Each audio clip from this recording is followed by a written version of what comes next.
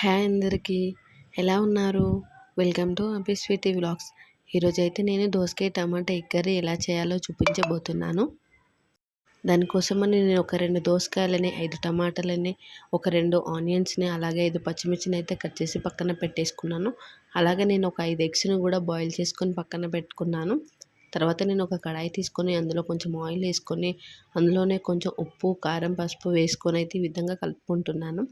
ఇప్పుడు ఇందులోనే నేను ఉడకబెట్టి పక్కన పెట్టుకునే ఎగ్స్ ఉన్నాయి కదండి, వాటన్నింటి అయితే ఇందులో వేసుకుంటున్నాను. వీటిని అయితే మనం ఒక 10 నిమిషాల వరకు మంచిగా ఫ్రై చేసుకోవాలి. అలా ఫ్రై చేసుకున్న ఎగ్స్ని మనం కర్రీలో వేయడం వల్ల కర్రీ అయితే చాలా టేస్ట్గా ఉంటుంది. ఒక ఎగ్ బాగాలేదండి, అందుకే 4 ఎగ్స్ని తీసుకున్నాను నేను. ఇలా 10 నిమిషాలు వేయించుకున్న తర్వాత ఈ ఎగ్స్ని అయితే నేను వేరే బౌల్లోకి అయితే సర్వ్ చేసుకుంటున్నాను. చూడండి, ఈ విధంగా తీసుకొని పక్కన పెట్టేసుకున్నాను. తర్వాత నేను ఒక కడాయి తీసుకొని అందులో కొంచెం ఆయిల్ వేసుకొని అందులోనే కొంచెం జీలకర్ర, కొన్ని ఆవాలు, కొన్ని పచ్చిశనగపప్పులు అయితే వేసుకుంటున్నాను.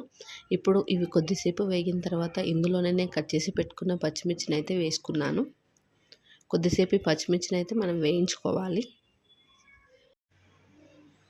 పచ్చిమిర్చి ఇలా మనకు వేగిన తర్వాత ఇందులో మనం కట్ చేసి పెట్టుకున్న ఆనియన్స్ అయితే వేసుకుంటున్నాను. నేనైతే ఇక్కడ ఆనియన్స్ని అయితే చిన్న చిన్న పీసెస్ లాగా కట్ చేసుకున్నాను. అలా కట్ చేసుకోవడం వల్ల ఆనియన్ అనేది త్వరగా బాయిల్ అవుతుంది. మనకి గ్రేవీ ఎక్కువ రావాలంటే కొన్ని ఆనియన్స్ని ఎక్కువ వేసుకున్నాం అనుకోండి, గ్రేవీ అనేది ఎక్కువ వస్తుంది కర్రీలో. ఇలా వేయించుకున్న తర్వాత ఇందులోనే నేను కొంచెం అల్లం పేస్ట్ని అయితే వేసుకుంటున్నాను. ఇప్పుడు ఇందులోనే కొంచెం పసుపుని కూడా వేసుకుంటున్నాను. ఇప్పుడు వీటన్నిటిని ఒకసారి మంచిగా కలుపుకోవాలి. అల్లం పేస్ట్ పచ్చి వాసన పోయే వరకు అయితే కొద్దిసేపు వేయించుకోవాలి మనం. అలా వేయించుకున్న తర్వాత ఇందులో నేను కట్ చేసి పక్కన పెట్టుకున్న దోసకాయ పీసెస్ని అయితే వేస్తున్నాను. వీటన్నిటిని ఒకసారి కలుపుకోవాలి. ఇప్పుడు ఇందులో నేను కొంచెం సాల్ట్ అనేది వేసుకుంటున్నాను. ఇలా వేసుకోవడం వల్ల దోసకాయ పీసెస్ అయితే మంచిగా ఉడుకుతాయి త్వరగా, అందుకని వేసుకున్నాను. సాల్ట్ మంచిగా కలిసేటట్టుగా కలుపుకున్న తర్వాత దీని మీద అయితే మూత పెట్టి నేను కొద్దిసేపు అయితే ఉడికించుకుంటున్నాను. చూడండి, ఒక 10 నిమిషాలు ఉడికిన తర్వాత ఒక 80% అయితే మనకు దోసకాయ పీసెస్ అయితే ఉడికిపోయాయి. ఇప్పుడు ఇందులోనే మనం కట్ చేసి పెట్టుకున్న టమాటా పీసెస్ని అయితే వేసుకోవాలి. ఇప్పుడు వీటన్నిటిని ఒకసారి మంచిగా కలుపుకోవాలి. మనం టమాటా ఉడికిన తర్వాతనే కారం అనేది వేయాలండి. కారం ముందుగా వేసామనుకోండి టమాటా అనేది త్వరగా బాయిల్ అవ్వదు. చూడండి, ఇప్పుడు మూత పెట్టి అయితే నేను టమాటాను ఉడికించుకుంటాను ఒక 10 నిమిషాలు. టమాటా అయితే ఉడికిపోయిందండి. ఇప్పుడు ఇందులోనే మనం కారము, ఒకవేళ మీరు కారం ఎక్కువ తినే వాళ్ళైతే కొంచెం ఎక్కువనే వేసుకోండి. పచ్చిమిర్చి కూడా వేసాం కదా, చూసుకొని వేసుకుంటే బెటర్ అండి. ఇప్పుడు ఇందులోనే ఒక టీ స్పూన్ ధనియాల పొడిని, అలాగే కొంచెం గరం మసాలాని అయితే వేసుకుంటున్నాను. ఇప్పుడు వీటన్నిటిని ఒకసారి మంచిగా కలుపుకుంటాను. ఇక్కడైతే మనం ఇలా కలుపుకున్న తర్వాత దీని మీద అయితే మూత పెట్టుకొని అయితే ఒక 10 నిమిషాలు ఉడికించుకోవాలి. అప్పుడు కారం మంచిగా ఉడికిపోతుందండి, పచ్చివాసన లేకుండా ఉడికిపోతుంది. ఇలా 10 నిమిషాలు ఉడికిన తర్వాత ఇందులో మనం కొంచెం వాటర్ అనేది యాడ్ చేసుకోవాలి.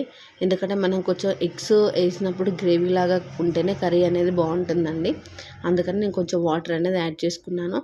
మంచిగా ఒకసారి కలుపుకొని దీని మీద మూత పెట్టి అయితే ఒక 10 నిమిషాలు అయితే మనం ఉడికించుకోవాలండి.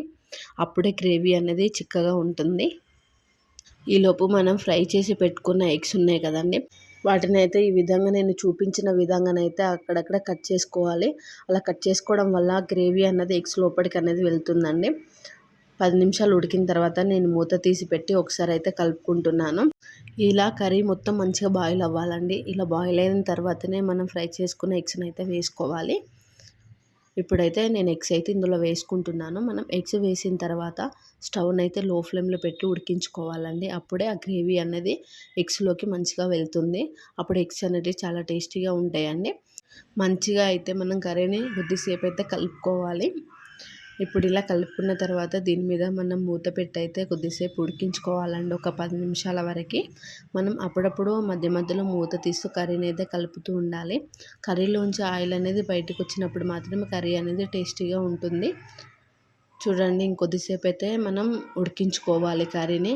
ఇప్పుడు ఈ టైంలోనే మీకు ఉప్పు సరిపోయిందో లేదో చెక్ చేసుకొని కొద్దిగా వేసుకోవాలనుకుంటే వేసుకోండి. ఇప్పుడు నేను మళ్ళీ మూత పెట్టి అయితే ఇంకో 10 నిమిషాలు అయితే ఉడికించుకుంటున్నాను.